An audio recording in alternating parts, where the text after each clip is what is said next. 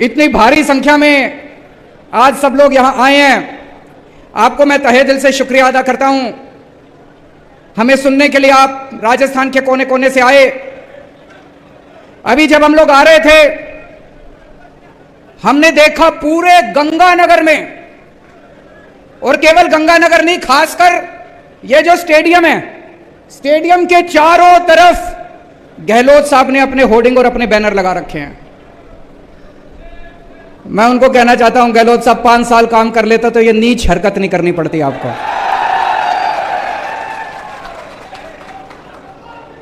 मैंने पूछा किसी से, मैंने कहा भाई यहां इतने होर्डिंग लगाने की क्या जरूरत थी? बोले जी आज तक गहलोत साहब के पूरे कार्यकाल में इतनी बड़ी जनसभा कभी गहलोत साहब ने नहीं करी, आपकी तो यह पहली जनसभा है। जितनी बड़ी आज पहली जनसभा यहां हो रही है, तो ये सारे होर्डिंग इन्होंने आपको दिखाने के लिए लगा रखे हैं। हमारे आने के पहले अभी पता चला यहां 15-20 लोग आ गए थे, उठा उठा के कुर्सियां फेंक रहे थे। ये तो डरपोक लोगों की हरकत है, ये तो कायर लोगों की हरकत है। अगर 5 साल काम कर लेते गहलोत साहब तो ये सब आपको करने की जरूरत नहीं पड़ती, आपका काम बोलता। आपने 5 साल काम नहीं करा, इसलिए आज आपको केजरीवाल की रैली खराब करने की जरूरत पड़ रही है। इसलिए आज आपको आम आदमी पार्टी की रैली खराब करने की जरूरत पड़ रही है। अगर आप देश राजस्थान के लोगों के दिलों में बसते तो आप आराम से चैन की नींद सो रहे होते। आज क्या कर रहे हैं गहलोत साहब? चारों तरफ रोज एक नया झुंझुना, रोज एक नया झुंझुना, रोज एक नया झुंझुना। उसकी बात करेंगे सारी, लेकिन सबसे पहले मैं आपको कहना चाहता हूं, मैं एक आम आदमी हूं, छोटा सा आदमी हूं। भगवंत मान एक मास्टर का बेटा है, किसान का बेटा है पंजाब का।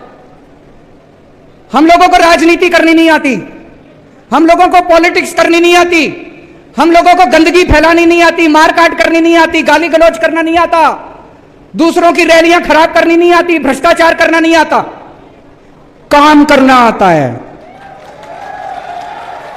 हमारा काम बोलता है। दिल्ली में 5 साल इतना काम करा, देश के कोने कोने में जहां जाते हैं लोग अपने आप ही चर्चा करते हैं, केजरीवाल जी आपने स्कूल बड़े अच्छे कर दिए। सुना आपने?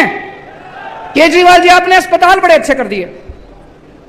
अभी पंजाब में 1 साल हुआ है हमारी सरकार बने, सवा साल हुआ है बस। अभी से पंजाब की चर्चा पूरे देश में होने लग गई। अरे यार पंजाब में बिजली मुफ्त हो गई, अरे यार पंजाब में मोहल्ला क्लिनिक बन गए। अपने आप चर्चा हो रही है कामों की अपने आप। तो हमको राजनीति नहीं करनी आती, हमको काम करने आते हैं। आज हम आपके सामने आए हैं एक नए राजस्थान का सपना लेके। आपने 50 साल कांग्रेस को दिए, 50 साल राजस्थान पे कांग्रेस ने राज करा, 18 साल बीजेपी ने राज करा। क्या दिया आपको? केवल उन्होंने मिलकर कांग्रेस और बीजेपी वालों ने राजस्थान को लूटा, चूस लिया दोनों पार्टियों ने मिलकर राजस्थान को। आज आपके सामने मैं राजस्थान के एक नए राजस्थान का सपना लेके आया हूं। 8 करोड़ राजस्थानियों के साथ मिलकर एक नया राजस्थान बनाएंगे। मेरे को पॉलिटिक्स करनी नहीं आती। आज मैं आपके परिवार की बात करूंगा, आपके घर की बात करूंगा, आपके बच्चों के भविष्य की बात करूंगा। मेरे को पता है आपका एक एक आदमी जितने यहां बैठे हैं, आपके घर का खर्चा नहीं चल रहा, बड़ी मुश्किल हो रही है आप सब लोगों को, मेरे को पता है। आपके घर की महंगाई की, आपके घर के खर्चे की बात करूंगा। मेरे को पता है यहां जितने लोग बैठे हैं, एक एक के घर में अनपढ़ पढ़े लिखे बच्चे डिग्री लेके नौकरी ढूंढ रहे हैं, बेरोजगार ढूंढ रहे हैं। आज उनके रोजगार की बात करूंगा मैं। आज मैं आपको कहने के लिए आया हूं, मेरे को वोट दो, मैं आपके बच्चों के लिए अच्छी शिक्षा का इंतजाम करके दूंगा। आज तक किसी पार्टी ने यह नहीं कहा होगा, कभी कांग्रेस ने नहीं कहा होगा मेरे को वोट दो मैं आपके लिए शिक्षा का इंतजाम करूंगा।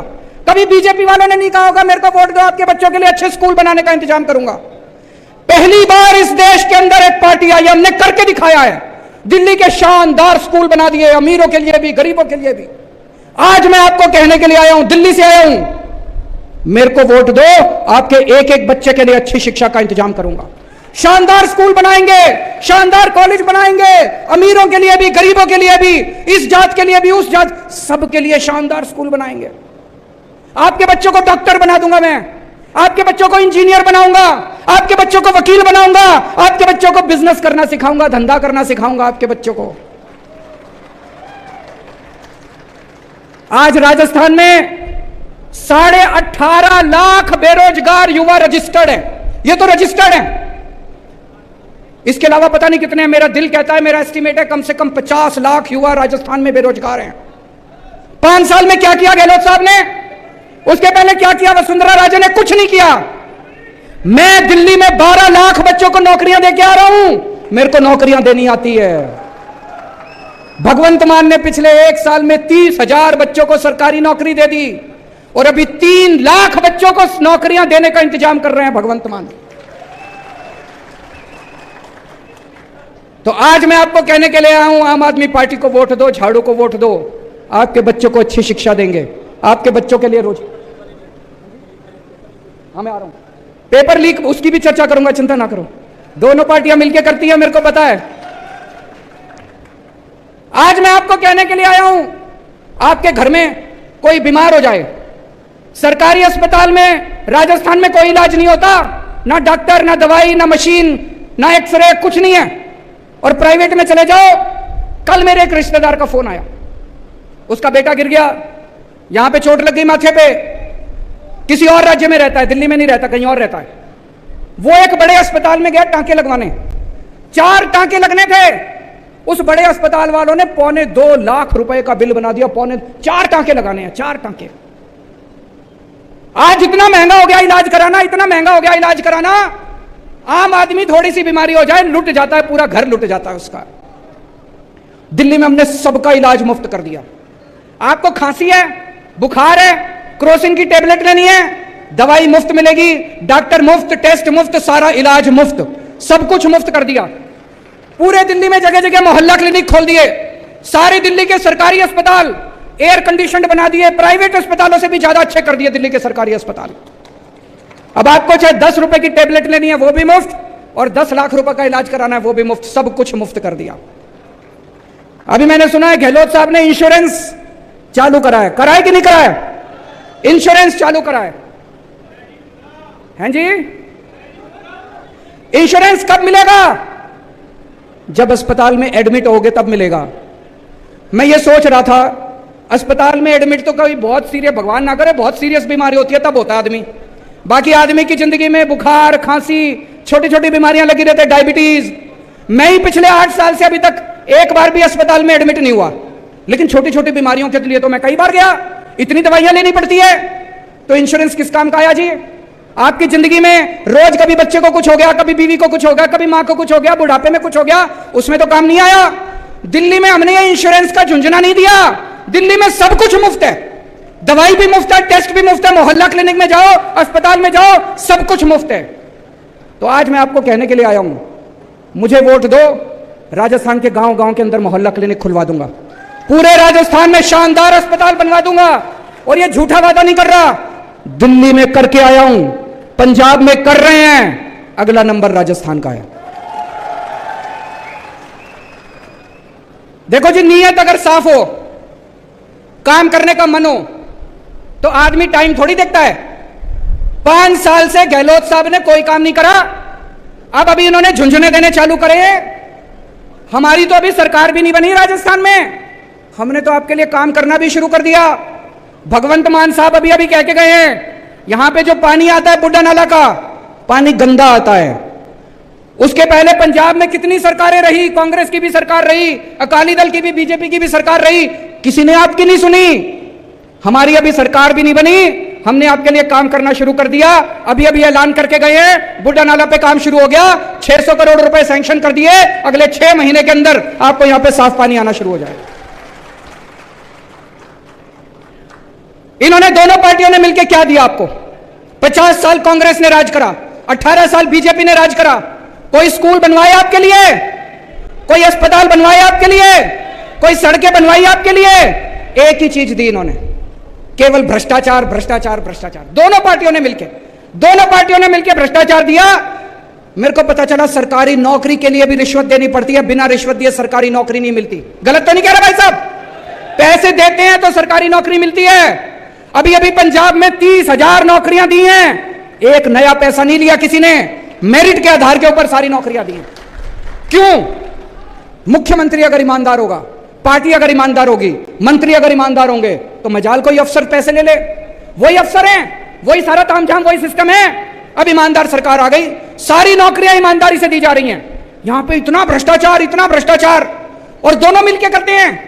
जब वसुंधरा राजे की सरकार थी, यही अशोक गहलोत आरोप लगाते थे कि वसुंधरा राजे पैसे खा गई, वसुंधरा राजे ने भ्रष्टाचार कर दिया, कहते थे कि नहीं कहते थे? अब जब इनकी सरकार आई, वो बेचारा सचिन पायलट रो रो के मर गया, कहता है वसुंधरा राजे को गिरफ्तार करो। गहलोत कहता है मैं नहीं करता, मेरी बहन लगती है। अब तुम्हारी बहन हो गई। पहले तुम चिल्लाते थे कि वसुंधरा राजे पैसे खा गई, और जब सरकार में आए तो तुम्हारी बहन हो गई। तो ये तो बहन भाई का रिश्ता हो गया जी दोनों का। आज मैं राजस्थान के लोगों से जानना चाहता हूं, आपको दोस्ती की राजनीति करनी है, अगर आपको इनके बहन भाई के रिश्ते की राजनीति करनी है, इनको वोट दे देना।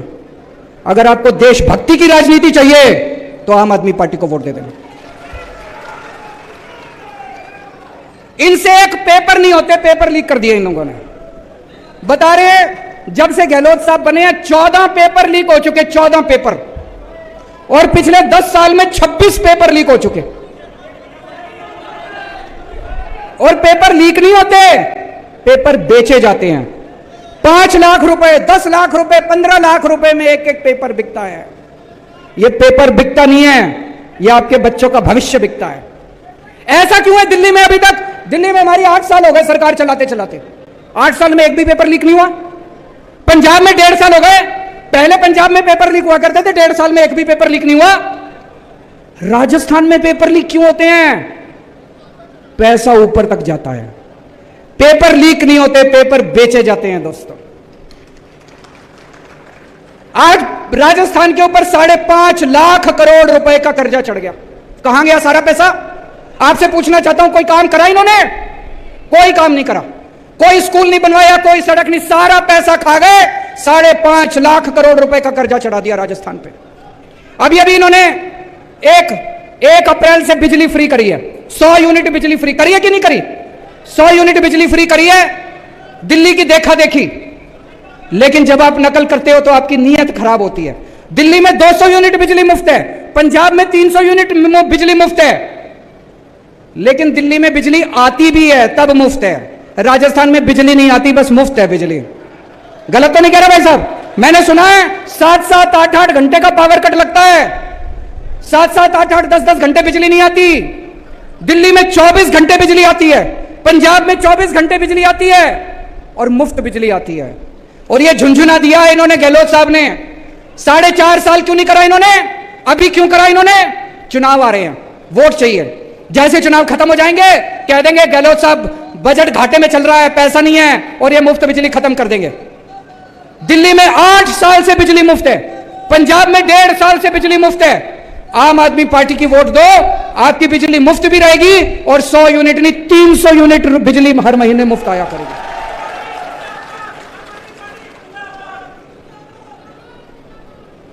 आज राजस्थान को भगवान ने सब कुछ दिया है,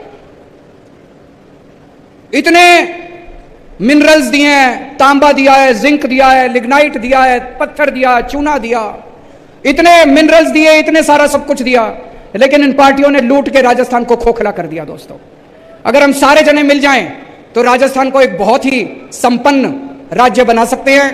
पिछले 5 साल के अंदर दिल्ली में हम लोगों ने इतने काम करे, शिक्षा ठीक कर दी, स्कूल ठीक कर दिए, अस्पताल ठीक कर दिए, बिजली ठीक कर दी, पानी ठीक कर दिया, इतने काम करे। मैं कई बार सोचता हूं 75 साल में इन सारी पार्टियों ने मिलकर क्या करा? देश का बेड़ा गर्क कर दिया। इन 75 साल में 2 ही पार्टियों ने राज करा देश के ऊपर, बीजेपी ने और कांग्रेस ने।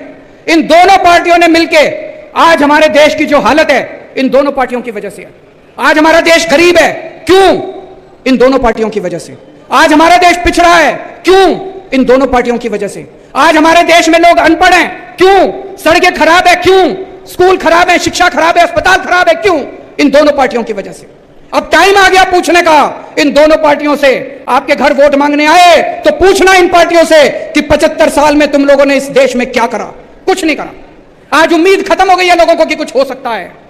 किसी से भी पूछ लो, लोग कहते हैं अरे राजनीति में कुछ नहीं रखा, सारे चोर हैं, सारी पार्टियां चोर हैं, सारे नेता चोर हैं।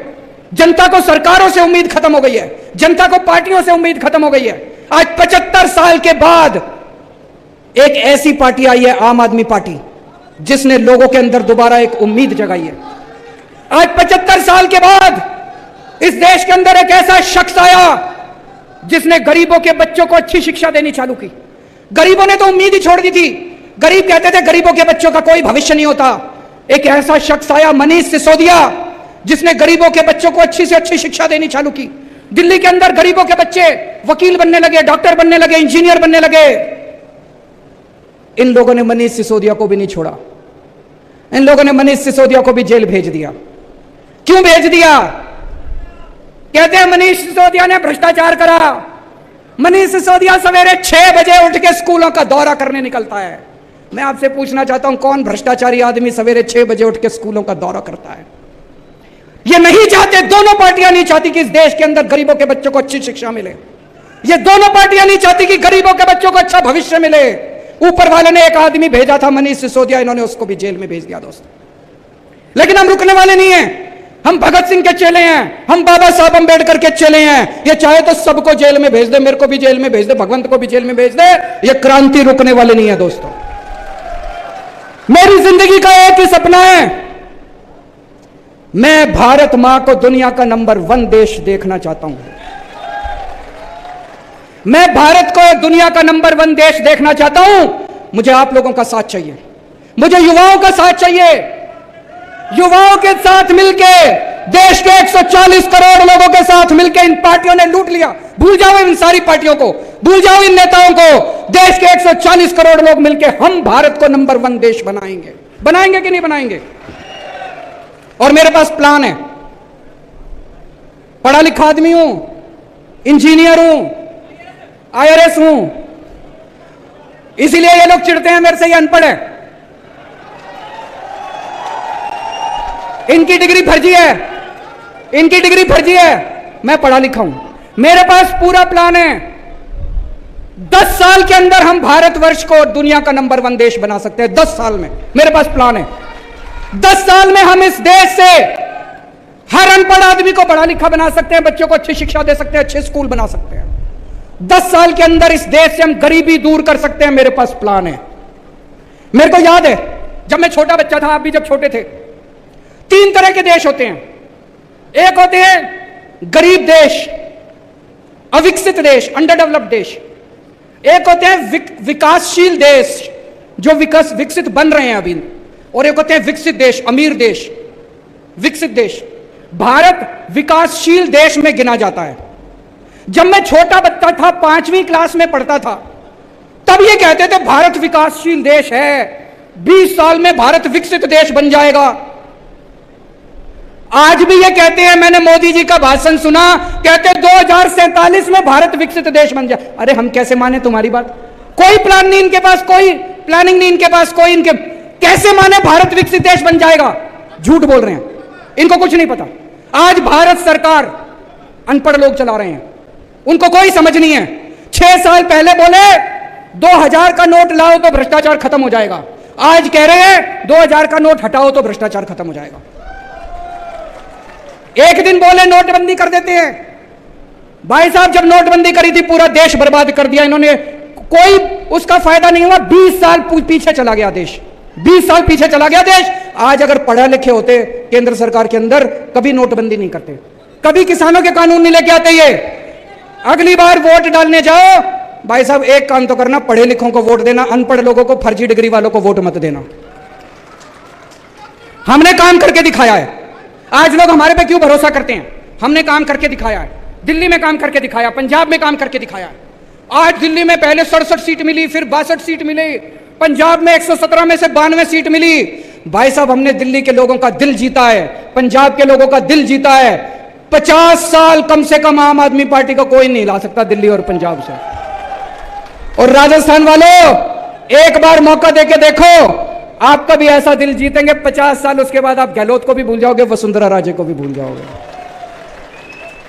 आज मैं हर मां से, हर बेटी से, हर बहन से, हर महिला से अपील करना चाहता हूं, अगर आपको अपने बच्चों को अच्छी शिक्षा देनी है, अगर आपको अपने बच्चे प्यारे हैं, अगर आप अपने बच्चों को रोजगार देना चाहती हो, केवल केजरीवाल दे सकता है और कोई नहीं दे सकता। केजरीवाल को वोट दे देना। आज मैं हर युवा से अपील करना चाहता हूं, अगर आप भारत को दुनिया का नंबर 1 देश बनाना चाहते हो, आम आदमी पार्टी को वोट दे देना। अगर आप भ्रष्टाचार चाहिए, गंदी राजनीति चाहिए, इनके पास चले जाना, वो नहीं आती मेरे को काम करना आता है और मेरा एक ही सपना है, भारत को नंबर 1 देश बनाना है। और दोस्तों, अंत में मैं आपको एक ऐसे राजा की कहानी सुनाना चाहता हूं।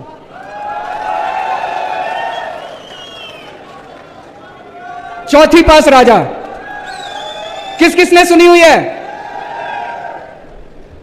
चौथी पास राजा। यह एक महान देश की कहानी है। एक बहुत महान देश था, सदियों साल पुराना देश, और कैसे वहां एक अनपढ़ राजा आ गया और उस अनपढ़ राजा ने उस देश को कतई बर्बाद कर दिया, पूरा देश बर्बाद कर दिया। यह कहानी यह दिखाती है कि किस तरह से यह बहुत जरूरी है कि देश का राजा पढ़ा लिखा होना चाहिए, नहीं तो अनपढ़ राजा आ जाए तो वो देश को बर्बाद कर देता है। एक महान देश के एक गांव में एक बच्चे ने जन्म लिया। बहुत गरीब परिवार था। उस गरीब परिवार में एक बच्चे ने जन्म लिया। गांव में ज्योतिषी होते हैं, बच्चा जन्म लेता है तो ज्योतिषी आता है। ज्योतिषी आया, ज्योतिषी आके मां को बोला, माई तेरे बेटे की कुंडली दिखा रही है, तेरा बेटा बड़ा होके बहुत बड़ा सम्राट बनेगा। माई को यकीन नहीं हुआ। माई बोली, मैं तो बहुत गरीब हूं, मेरा बेटा कैसे सम्राट बनेगा? पर कुंडली में तो लिखा था। बेटा धीरे धीरे बड़ा होने लगा। स्कूल में एडमिशन ले लिया, सरकारी स्कूल था। बच्चे का मन नहीं करता था पढ़ाई लिखाई में। चौथी क्लास के बाद बेटे ने पढ़ाई छोड़ दी, स्कूल जाना बंद कर दिया। उसी गांव के पास एक स्टेशन था, रेलवे स्टेशन।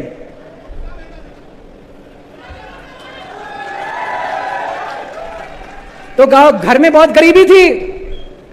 गरीबी की वजह से घर में गुजारा नहीं होता था, तो बच्चा स्टेशन पे जाके चाय बेचा करता था। समझ गए? तो बेटा स्टेशन पे जाके चाय बेचा करता था। भाषण बड़े अच्छा देता था। वो बचपन से ही उसको भाषण देने की लत थी। गांव के बच्चों को इकट्ठा कर लेता और खूब भाषण देता। एक बार शुरू होता तो बंद ही नहीं करता, और किसी टॉपिक पे बुलवा लो, खूब फेंकता, लंबी लंबी फेंकता। वो बचपन से ही फेंकता था। बच्चा धीरे धीरे बड़ा हुआ। ज्योतिषी की भविष्यवाणी थी, बड़ा होकर बच्चा देश का राजा बन गया। अब राजा तो बन गया, पढ़ा लिखा था नहीं, समझ थी नहीं, बेवकूफ था, कुछ आता नहीं था, कुछ समझ नहीं थी। तो अफसर उसके पास फाइल लेके आते। जब अफसर उसके पास फाइल लेके आते, उसे कुछ समझ ही नहीं थी। अब वो अफसरों से कह नहीं सकता मेरे को कुछ नहीं आता, शर्म आती थी उसको। अफसर उससे जो मर्जी साइन करा के ले जाते, जो मर्जी साइन करा के, उल्टा सीधा सब कुछ साइन कर देता था वो बेवकूफ राजा, अनपढ़ राजा, चौथी पास राजा। धीरे धीरे पूरे देश में फैल गया राजा अनपढ़ है। राजा को बड़ा बुरा लगा कि लोग मेरे को अनपढ़ कहते हैं। तो एक दिन राजा ने किसी को कह के एक फर्जी डिग्री का इंतजाम कर लिया। फर्जी डिग्री का इंतजाम कर लिया, एमए की डिग्री। राजा बोला मैं एमए हूं। जनता को तो सच्चाई पता थी, जनता को पता था अनपढ़ राजा है, चौथी पास है, डिग्री फर्जी है। धीरे धीरे राजा अहंकारी होता गया। इतना अहंकार, लोग आते अनपढ़ था, कुछ भी कह देते, आप तो देवता हो, आप तो ऐसे हो, आप तो ऐसे हो, और राजा अहंकार में डूबने लग गया, अहंकार में डूबा। एक दिन किसी ने आके उसको कह दिया, राजा जी नोटबंदी कर दो, नोटबंदी करने से भ्रष्टाचार खत्म हो जाएगा, आतंकवाद खत्म हो जाएगा। राजा ने नोटबंदी कर दी। भाई साहब, उस महान देश का बेड़ा गर्क हो गया। लंबी लंबी लाइनें लग गई, बैंकों के सामने लंबी लंबी लाइनें लग गई। कई लोग मारे गए, धंधे चौपट हो गए, दुकानें बंद हो गई, इंडस्ट्री बंद हो गई, लोग बेरोजगार हो गए, और वो महान देश 20 साल पीछे चला गया। 20 साल पीछे चला गया वो महान देश। एक दिन कुछ लोग आके बोले, जी किसानों के 3 कानून बना दो, इससे किसानों का भला। वो राजा बेवकूफ था, उसे समझ तो थी नहीं, उसने किसानों के 3 कानून बना। पूरे देश में किसान खड़े हो गए, उसके आंदोलन हो गया। 750 किसान मारे गए। 1 साल के बाद उस राजा को 3 कानून वापस लेने पड़े। एक दिन उस देश के अंदर महामारी फैल गई, बड़ी कठोर महामारी, लोग मरने लगे। किसी ज्योतिषी ने आके उस राजा को बोल दिया, थाली और चम्मच बजवाओ। उस राजा ने सारे देश को थाली चम्मच बजवा दी, कोई फायदा नहीं हुआ, कोई फायदा नहीं हुआ। दोस्तों, धीरे धीरे उस राजा के दोस्तों ने पूरे देश में गदर मचा दिया। उसके दोस्तों ने इतना भ्रष्टाचार, उसके दोस्त लोगों को लूटने लगे, पीटने लगे, बलात्कार करने लगे। उसके एक दोस्त ने तो इतना गंदा काम करा, उस महान देश की कुछ महिला अंतर्राष्ट्रीय खिलाड़ी थी, उसके दोस्त ने उन खिलाड़ियों के साथ गंदा काम कर दिया। लेकिन दोस्त, वो राजा तो अपने ऐशो आराम में मस्त था। पूरे देश में हाहाकार फैल गया, महंगाई फैल गई, चारों तरफ बलात्कार, चारों तरफ गुंडागर्दी, लूटमार। ऊपर आसमान से सारे देवता देख रहे थे कि पृथ्वी पे क्या चल रहा है, इतना खराब टाइम चल रहा है। सारे देवताओं ने मीटिंग करी और सारे देवता मिलकर शिवजी महाराज के पास गए।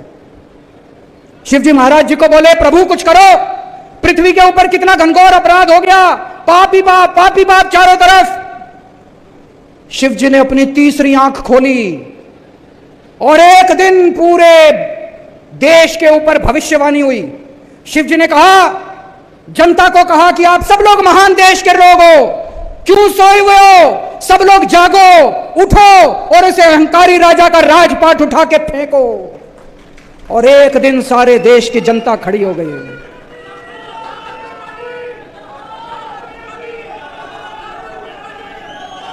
एक दिन उस महान देश की सारी जनता खड़ी हो गई। देश तो महान था, जनता भी महान थी, लेकिन जनता सोई हुई थी।